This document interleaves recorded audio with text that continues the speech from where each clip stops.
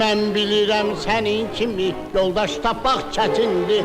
Məhəmmədin yoldaşlığı əzimlidir, mətindir. Biz dost olaq, axıracan bir olaq.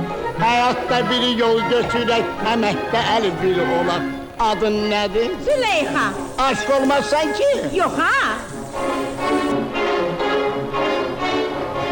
Mən sevmirəm hər tüm başı tənbələ yatan kişini. Mən sevmirəm hər tüm başı tənbələ yatan kişini. Adam gerək namusuna başa verə işini. Əlini ver məncə budur sənlə mənim məqsədim. Sənin kimi üzü yalan mən dünyada görmədim.